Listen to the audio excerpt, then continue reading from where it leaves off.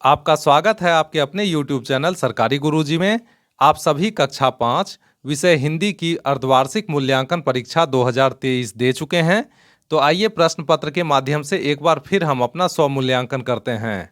अर्धवार्षिक मूल्यांकन 2023 कक्षा 5, समय अवधि है 2 घंटे, विषय हिंदी और पूर्णांक है 50 अंक। आइए निर्देश को पढ़ें। इस प्रश्न पत्र में कुल 5 प्रश्न हैं। प्रत्येक प्रश्न का उत्तर देना अनिवार्य है। प्रत्येक प्रश्न के सामने उनके लिए निर्धारित अंक एवं निर्देश अंकित हैं। आइए अब प्रश्नों को देखें। प्रश्न संख्या 1, सही विकल्प पर सही का निशान लगाइए। यह प्रश्न कुल 10 अंकों का है। इसके अंतर्गत 5 प्रश्न हैं। प्रत्येक सही उत्तर के लिए आपको 2 अंक मिलेंगे। तो आइए प्रश्न संख्या 1 का 1 देखें। छठ पर्व किस महीने में मनाया जाता है? इस प्रश्न के अंतर्गत 4 विकल्प दिए गए हैं। क बैसाख, ख कार्तिक, ग आश्विन, घ सावन। तो इसका सही उत्तर है ख कार्तिक। छठ पर्व कार्तिक महीने में मनाया जाता है। प्रश्न संख्या 1 का 2, कन्हैया किसे कहा जाता है?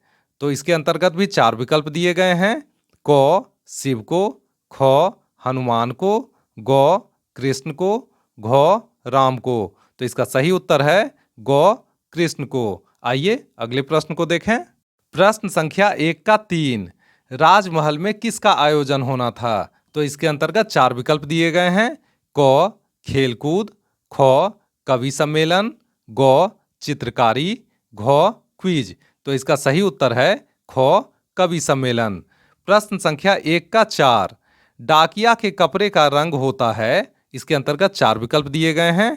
क खाकी, ख सफेद, ग नीला, घ पीला।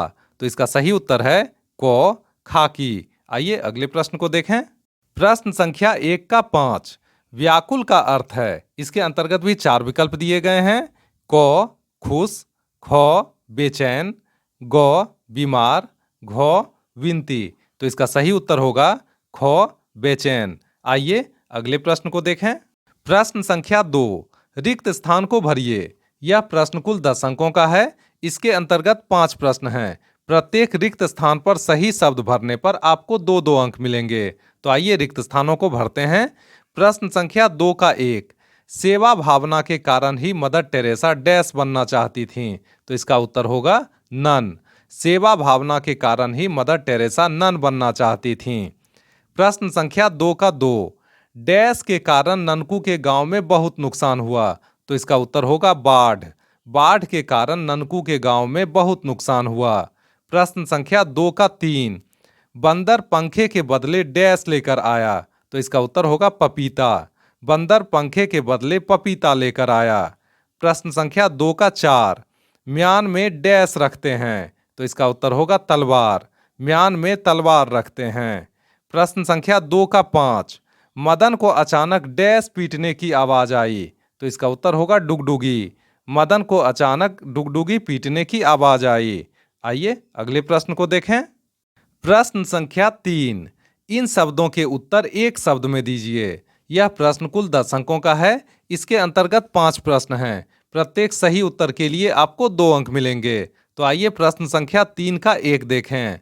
चांद अपनी माँ से क्या सिलवाने की बात कहता है? तो इसका उत्तर होगा झिंगोला। प्रश्न संख्या 3 का 2, कदम्ब का पेड़ कविता के रचनाकार कौन हैं? तो इसका उत्तर होगा सुभद्रा कुमारी चौहान। प्रश्न संख्या 3 का 3, मदर टेरेसा के अनुसार जीवन का मूल मंत्र क्या है? तो इसका उत्तर होगा सेवा। प्रश्न संख्या 3 का 4, राजा ने मदन को क्या दिया? तो इसका उत्तर होगा सोना चांदी। प्रश्न संख्या 3 का 5, पूर्णिमा के दिन चांद कैसा दिखता है? तो इसका उत्तर होगा गोल। आइए अगले प्रश्न को देखें। प्रश्न संख्या 4, इनके विपरीतार्थक शब्द लिखिए। यह प्रश्न कुल 10 अंकों का है। इसके अंतर्गत 5 शब्द दिए गए हैं, जिनके विपरीत अर्थ वाले शब्दों को हमें यहाँ लिखना है। प्रत्येक सही उत्तर के लिए हमें 2 अंक मिलेंगे।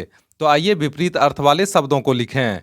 प्रश्न संख्या 4 का 1, साहसी। साहसी का विपरीत होगा कायर या डरपोक।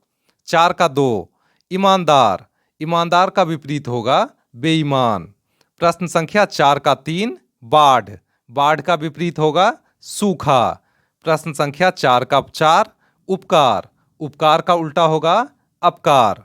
प्रश्न संख्या 4 का 5, राजा। राजा का उल्टा होगा रंक। आइए अगले प्रश्न को देखें।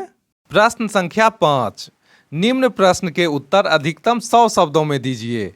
यह प्रश्न कुल 10 अंकों का है। इसके अंतर्गत 2 प्रश्न हैं, जिनमें से किसी एक का उत्तर आपको करना है। तो आइए प्रश्नों को देखें।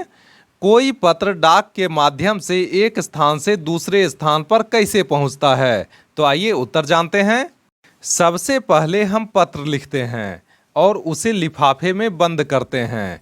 फिर लिफाफे के ऊपर टिकट चिपकाते हैं। साथ ही जहां हमें पत्र भेजना होता है वहां का पता लिखते हैं। लिफाफे के दूसरी ओर हम अपना पता लिखते हैं और उसे पत्र पेटी में डाल देते हैं। फिर डाकिया पत्र पेटी से पत्र को निकालकर डाकघर ले जाता है। उसके बाद टिकट के ऊपर सील लगाया जाता है। सील लगाने के बाद पत्रों की दिशावार छँटनी की जाती है। फिर उन्हें ट्रेन के माध्यम से भेज दिया जाता है।